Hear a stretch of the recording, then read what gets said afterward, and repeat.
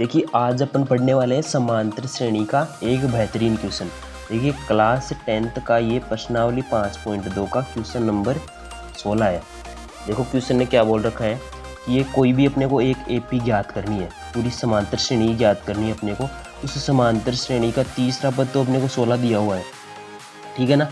और सातवां पद कितना दिया हुआ है, वो पाँचवें पद से 12 अधिक दिया हुआ है। तो अपने को इसमें एपी निकालनी है, समांतर श्रेणी फाइंड करनी है इसके अंदर। तो सबसे पहले तो समांतर श्रेणी होती क्या है? समांतर श्रेणी होती है कि कोई भी पद लिखे हुए होते हैं ना श्रेणी में, वो उनका सार्वअंतर है वो समान आना चाहिए, तभी वो समांतर श्रेणी हो पाएगी। देखिए इसमें तीसरा पद है वो 16 दिया हुआ है, मतलब इसको लिखेंगे ये A3 ऐसे लिखेंगे इसको। ये तीसरा पद है तो A3 लिख देंगे। nवां पद होता तो यहाँ पे आ जाता AN। तो वैसे ही कितना दिया हुआ इसकी वैल्यू, इसकी है 16 है इसकी वैल्यू, ठीक है। अब अपन जानते हैं जो कि किसी भी श्रेणी का nवां पद निकालने का सूत्र होता है A + n-1 गुणा D। अब यहाँ पे A तो है पहला पद और n है वो पदों की संख्या है और D है यहाँ पे सार्वअंतर। तो यहाँ पे देखो n की वैल्यू कितनी है, इससे तुलना कर लेंगे अपन। तो n की वैल्यू यहाँ पे 3 हो जाएगी ना, और 16 है वो A + n-1 गुणा D की वैल्यू है। तो यहाँ से अपन n की वैल्यू तो कितनी आ जाएगी 3, तो यहाँ पे रख देंगे n की वैल्यू 3 यहाँ पे रख देंगे। तो A3 बराबर A तो ऐसे कैसे रह जाएगा, प्लस n की जगह क्या रख देंगे, ये 3 रख देंगे। तो 3 - 1 गुणा D।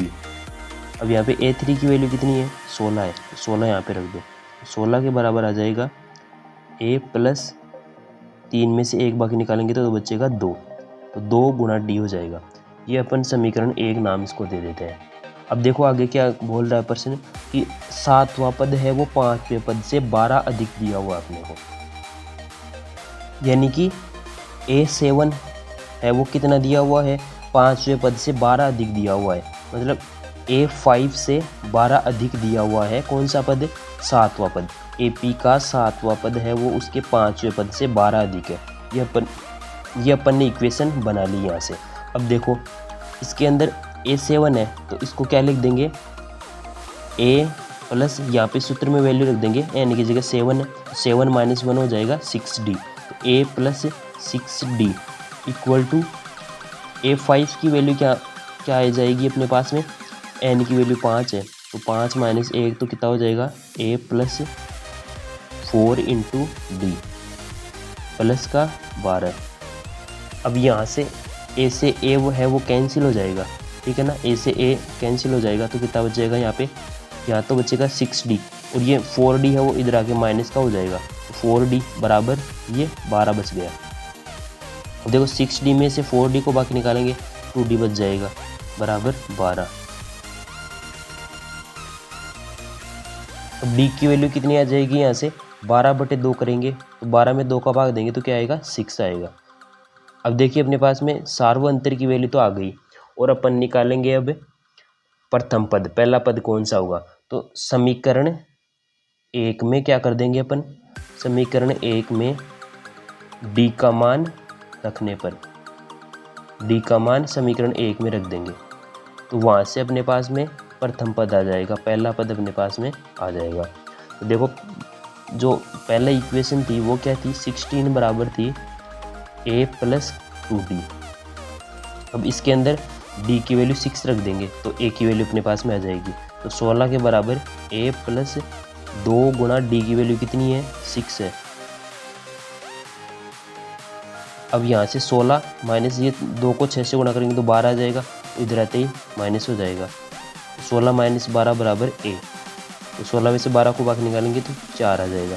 तो A की वैल्यू अपने पास में आ गई 4 और D की वैल्यू ऊपर आई थी 6। तो अब यहाँ से अपन आसानी से AP निकाल सकते हैं, समांतर श्रेणी निकाल सकते हैं। क्या होती है समांतर श्रेणी, ये लिख दिया अपन ने पहला पद। अब पहला पद में यदि अपन समांतर जो सार्वअंतर है वो जोड़ देंगे तो समांतर श्रेणी अपने पास में आ जाएगी। और पहला पद में ये सार्वअंतर जोड़ दिया तो दूसरा पद आ जाएगा इसका। अब तीसरा पद निकालने के लिए इसमें वापस a प्लस डी में d जोड़ देंगे, तो a प्लस डी में d जोड़ेंगे तो क्या बन जाएगा, a प्लस 2d बन जाएगा। ठीक है, ऐसे निकाल सकते हैं आगे भी। अब देखो a की वैल्यू तो कितनी है अपने पास में, अभी निकालिए 4 है, कोमा a की वैल्यू 4 थी और d की वैल्यू थी 6, तो 4 और 6 जुड़ करके कितना हो गया, 4 और 6 हो जाएगा 10। ठीक है, अब यहाँ से अब देखो a की वैल्यू 4 प्लस, अब इसी के अंदर जोड़ देंगे, 10 के अंदर सार्वंतर को जोड़ देंगे तो इससे अगले वाला पद आ जाएगा। 10 के अंदर सार्वंतर है 6, तो 10 के अंदर 6 जोड़ देंगे तो आ जाएगा 16। ये अपने पास में ऐसे AP आ जाएगी, समांतर श्रेणी आ जाएगी। ये इतना आंसर हो गया। चलिए दोस्तों एक और क्वेश्चन करते हैं अपन, क्वेश्चन नंबर 17। तो इसके अंदर AP जो है समांतर श्रेणी दी हुई है अपने पास में 3, 18, 13 और डैश डैश 253। इसके अंदर अपने को अंतिम पद से 20वां पद अपने को निकालना है। देखो थोड़ा सा अच्छा क्वेश्चन है ये। इसके अंदर क्या करेंगे अपन, सबसे पहले तो ये चेक करेंगे इसके अंदर कि अंतिम पद से 20वां पद अपन कैसे निकाल सकते हैं, यानी कि शुरू से कौन सा पद होगा, वो अंतिम से नहीं निकाल सकते अपन, पहले इसको शुरू से चेक करेंगे कि AP के स्टार्टिंग से कौन सा पद होगा वो। तो सबसे पहले तो इसमें पदों की संख्या अपने को निकालनी है, तो AP लिख देंगे सबसे पहले तो कौन सी है, 3, 8, 13 डैश डैश 253। अब इसके अंदर देखो पहला पद तो है 3, यानी कि प्रथम पद, A तो कितना हो जाएगा 3, और D सार्वंतर निकालेंगे, 8 में से 3 को बाकी निकाल देंगे, A2 में से A1 को कम कर देंगे, तो 8 में से 3 बाकी निकालेंगे तो बचेगा 5। तो ये आ गया अपने पास में सार्वंतर। अब देखो यहाँ पे अंतिम पद दिया हुआ अपने को 253, तो सबसे पहले तो an का सूत्र लगाएंगे। an बराबर होता है पदों की संख्या, इसमें यानी कि an बराबर होता है a प्लस का n-1 गुणा d। अब an यानी कि अंतिम पद कौन सा है, 253 है इसका अंतिम पद, बराबर a की वैल्यू कितनी दी हुई है अपने पास 3, प्लस n तो अपने को निकालना है कि इस पहले ये निकालेंगे कि इस समांतर श्रेणी में पदों की संख्या कितनी है, n-1। अब गुणा d की वैल्यू कितनी दे रखी है 5। अब देखो 253 में से अपन 3 को बाकी निकाल देंगे तो बचेगा अपने पास 250 बराबर n-1 गुणा 5। अब देखो 5 का भाग दे देंगे 250 में तो कितना आ जाएगा अपने पास 250/5 बराबर n-1। तो यहाँ से इसमें 5 का भाग देंगे तो कितना आएगा 50 आएगा, 5 का भाग देंगे तो 5 25 और ये 0 बराबर n-1। तो n की वैल्यू अपने पास में आ जाएगी, ये माइनस का 1 इधर आके प्लस हो जाएगा तो 51 आ जाएगा n की वैल्यू, यानी कि इस समांतर श्रेणी में 51 पद है। तो अपने को इसमें क्या निकालना है कि अंतिम पद से 20वां पद अपने को निकालना है। इसके अंदर देखो कैसे निकालेंगे, क्वेश्चन में पूछा अपने को कि अंतिम पद से 20वां पद निकालिए, और इसमें पदों की संख्या अपने पास में n बराबर कितनी दे रखी है 51 पद है इसे समांतर श्रेणी में। तो अंतिम पद से 20वां पद जो है वो अपने को निकालना है, अंतिम पद से 20वां पद वो अपने को निकालना है। तो देखो स्टार्टिंग से चेक करें तो यहाँ पे 1 ऐसे 2, यहाँ पे ऐसे पदों की संख्या यहाँ तक ऐसे डैश डैश आ जाएगी यहाँ तक, ये जैसे टोटल पदों की संख्या है इसमें 51, ये डैश डैश 51 तक आ जाएगा। ठीक है, अब देखो अगर अपन इधर से आए, इसने पूछा है अंतिम पद से 20वां पद कौन सा होगा, तो इसमें से 51 में से 20 को बाकी निकालेंगे तो यहाँ पे आ जाएगा अपने पास में 31। तो अब यहाँ से लेकर के 1 2 3 अब यहाँ तक 30 आएंगे और फिर यहाँ पर 31।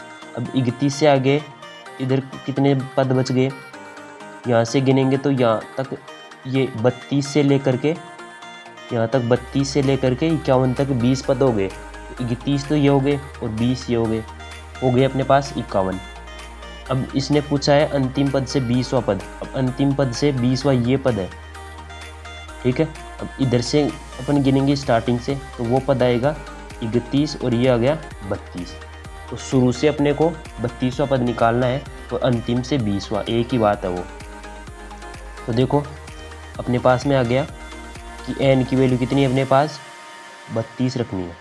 ठीक है ना, अब देखो ए एन बराबर सूत्र होता है ए प्लस एन माइनस 1 गुणा डी। अब ए 32 की वैल्यू अपने को निकालनी है, तो ए की वैल्यू तो कितनी दी हुई थी ऊपर 3, प्लस एन की वैल्यू क्या है 32 माइनस 1 गुणा डी की वैल्यू अपने निकाली थी 5।